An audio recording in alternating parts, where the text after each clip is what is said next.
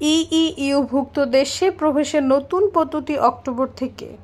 ইউরোপীয় ইউনিয়নভুক্ত দেশগুলোয় প্রবেশে এন্ট্রি ও এক্সিট সিস্টেমে ব্যাপক পরিবর্তন আসছে।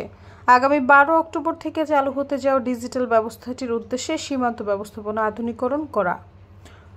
এই নিয়ম প্রযোজ্য হবে 29টি ইউরোপীয় দেশে এবং নতুন নন ইইউ ভ্রমণকারীদের জন্য, এবং এই সিস্টেম পুরো ইউরোপে কার্যকর হবে 2026 সালের এপ্রিলের মধ্যে। এ সময় কিছু সীমান্ত চৌকিতে নতুন ব্যবস্থা এবং প্রচলিত পাসপোর্ট স্ট্যাম্পিংয়ের যৌথ ব্যবহার হতে পারে।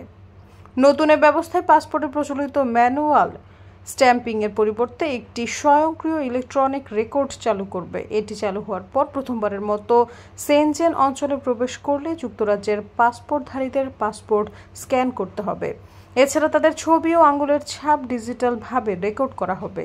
এই নিবন্ধন বৈধ থাকবে 3 বছর অথবা পাসপোর্টের মেয়াদ শেষ না হওয়া পর্যন্ত, যেটি প্রথমে ঘটে। পরবর্তী বছরের জন্য প্রক্রিয়াটি আরও দ্রুত হবে, যার জন্য শুধু পাসপোর্ট স্ক্যান এবং আঙুলের ছাপ বা মুখের ছবি যাচাই করা প্রয়োজন হবে।